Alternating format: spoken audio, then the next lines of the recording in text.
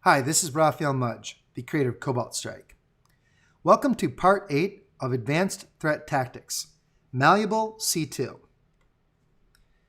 In this lecture, we're going to talk about how to change the indicators in Cobalt Strike's beacon payload to look like another actor on the wire, or even to look like something completely innocuous.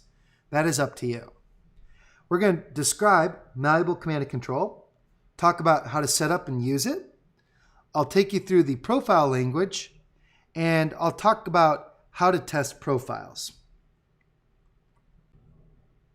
What is Malleable Command and Control?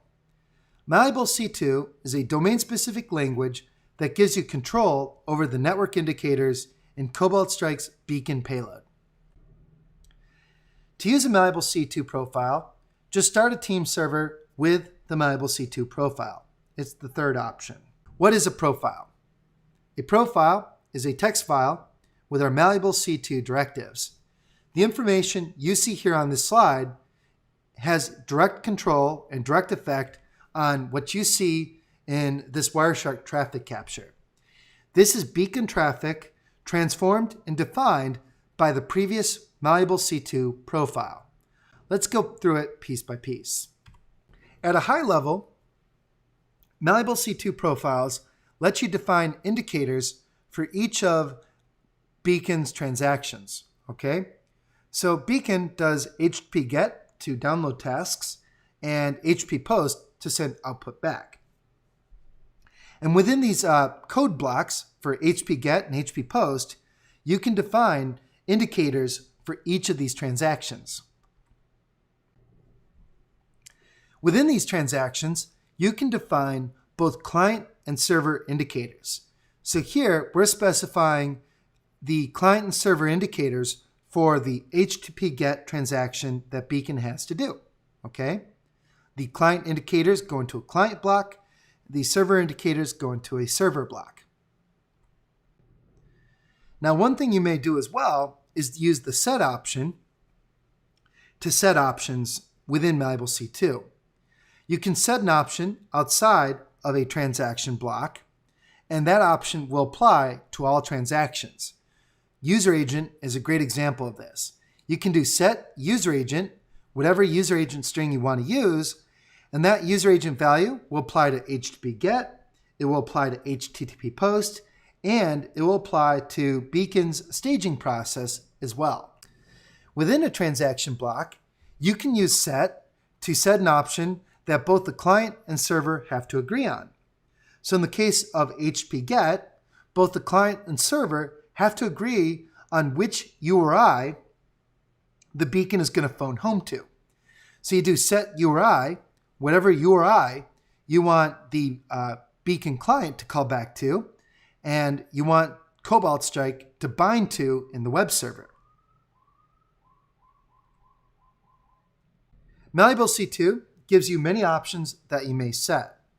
Two of the options that are pretty important are sleep time and jitter. Sleep time controls the default sleep time of the beacon, and jitter controls the default jitter factor of the beacon as well. You can change those in a Malleable C2 profile. I already talked about user agent. Max DNS lets you restrict the length of DNS requests that the DNS beacon makes on your behalf when sending data back. If you want to learn more about these options, consult the Malleable Command and Control documentation.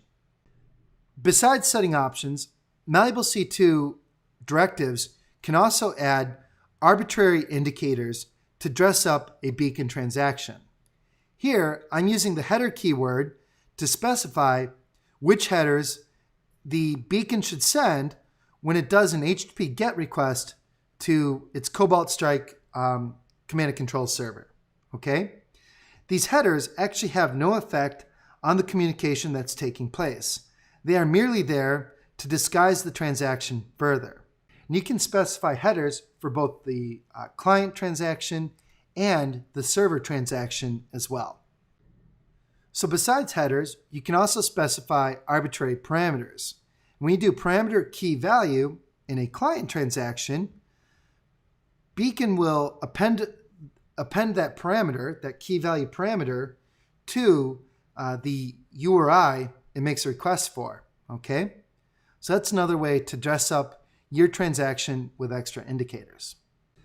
The big thing Malleable C2 profiles do is they transform and store data. Okay? I like to think of Malleable C2 as user-defined storage-based covert communications. And this ability to transform and store data is why. Each Beacon transaction has to send some sort of data somewhere, okay? In the HTTP GET transaction, the client has to send metadata, okay? And you get to specify how Beacon does that by specifying a metadata block and telling Cobalt Strike how it should transform and store the metadata it needs to send. Here's how that works. We have a metadata block with 3 instructions. The first instruction in that block says netBIOS encode our metadata, okay? So we netBIOS encode our metadata. And netBIOS encoding is a form of encoding that uses the first 16 characters of the alphabet to encode each nibble in a byte. So it essentially doubles the length of the metadata. Next, we say append the string dash.jpg to our netBIOS encoded blob. So we do that, okay? So we now have our netBIOS encoded metadata dash.jpg. The last line specifies where in the transaction we should store this encoded blob. And so here we're saying append it to the URI. So we're actually storing our metadata in the URI that the Beacon makes a GET request for. Now the Cobalt Strike server takes the same directive for the metadata and interprets it in reverse to recover the metadata. So in reverse, here's what we've got. We, the team server, know that the metadata is stored in the URI, okay? So we go ahead and rip the extra data off the URI, and we know the stub of the URI, so we can do that. And what we have now is this blob of stuff dash.jpg. Now we can take the append instruction, dash.jpg, and we know that that is 5 characters. So if we remove the last 5 characters, what we end up with is a netBIOS encoded blob of stuff. And if we execute the netBIOS decode process, we end up with our original metadata. So this is how we're able to chain multiple transforms together and use it to store data and recover it. This data transform language consists of reversible operations that allow us to tell Cobalt Strike through the Malleable C2 profile how to send data, and by telling it how to send data, we're able to derive how to receive data. Now the data transform language has several primitives. There's append and a string to append data to a blob. There's base64 to base64 encoded blob, netBIOS to netBIOS encoded blob, and netBIOS U to use uppercase characters in the netBIOS encoding. And then there's prepend string to prepend data to a blob. And you can apply these in any number within reason, and you can apply these in any order.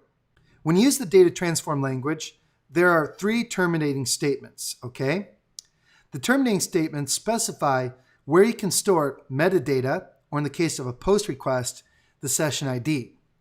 The 3 terminating statements are URI append to append the transformed data to the URL. There's header to store the transformed data in a header, and parameter to store the transformed data in a parameter on the URL. Okay? In the case of client and server output, you have to use the print keyword to just say send this back to the client, and that's the only option there. One tool that's really going to help you a lot when you make profiles is C2Lint. C2Lint is a tool included with the Linux distribution of Cobalt Strike, And what C2Lint does is it compiles the profile, makes sure the syntax is correct. It also runs several unit tests against the profile to make sure it's sane. And C2Lint will also give you a quick generated preview of what the profile might look like on the wire, which greatly aids developing the profile and trying to make something that looks very close to what you'd see in real life. Okay, let's take a quick look at Malleable C2. First, the example profiles are available on my GitHub repository under Malleable C2 profiles. Okay? So what I'm going to show you here is what's available on that repository. So let's take a look at a profile other than the one we were just studying. And this is a profile for the HevX Trojan. Okay? And the HevX Trojan is called HevX because its command and control wraps its base64 encoded C2 in an HTML comment that begins and ends with HevX. So that's why it's called the HevX Trojan. Let's go ahead and run the C2Lint tool against that profile. Let's go Malleable C2 profiles, apt HevX.profile. And here's the output we get. Green is good, yellow is a warning, and red is really bad. And here is a sample of the traffic that the profile will generate. So we don't even have to bother loading up Wireshark. We can start modifying things and see what they look like. So let's go ahead and make a change, one that introduces a syntax error. And let's go ahead and run C2Lint again. And you'll see that it's actually going to give us an error when it tries to compile the profile. And it gives us line numbers as well. And if we look, line 17, sure enough, is our problem. So let's put a semicolon back in there. So just showing you what that's all about. Now, in Malleable C2, everything you do does take up space eventually into what will go into Beacon. So if you do too much, the Malleable C2 is going to have to complain. So let's try doing a lot of base64 encoding. And let's run C2Lint. And I can see this profile actually passed, and I believe that. So let's try doing a bunch of base64 encoding of the metadata, because that has a fixed size. And here, we're actually getting some errors indicating that, hey, when I unit test this profile, the actual end values I'm trying to send are much bigger than what a person would consider sane.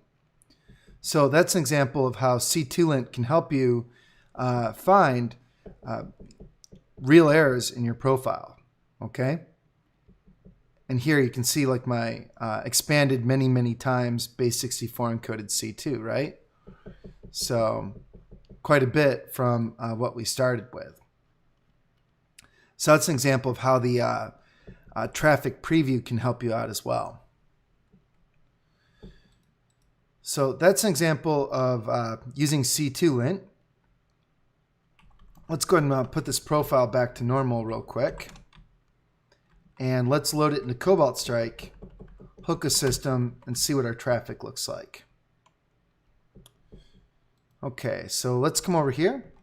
Just verify our profile one last time. Looks good. And let's go ahead and do team server 192.168.1.2 password Malleable C2 profiles apt HevX.profile. And now let's start a Cobalt Strike client. And let's connect it to our local host team server.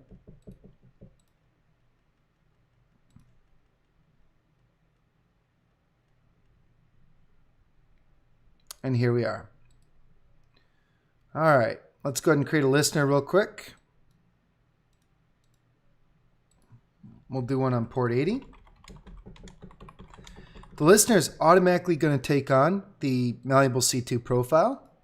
The reason you specify the profile when you start the team server is to make sure that the operators are locked into the profile, okay? You want infrastructure to be invisible to your operators as much as possible. Now we'll go use the PowerShell web delivery attack. And I'm going to run that on target. And there we go. We've hooked a system. And now the system, when it communicates with us and gets taskings, it's going to look like have X on the wire. So let's go ahead and change sleep time. And while that's going on, let's open up Wireshark so we can take a look at what this looks like.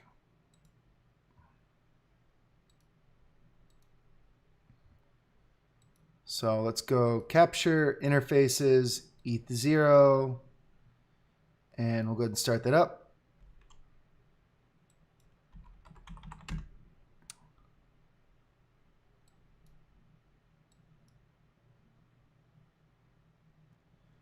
And now, let's go ahead and just resize this a little bit. And let's just filter for HTTP traffic.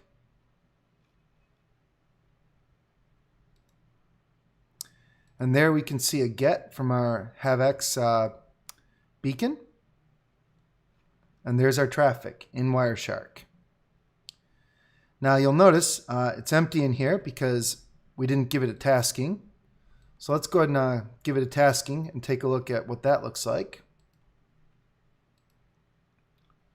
So let's do HTTP again.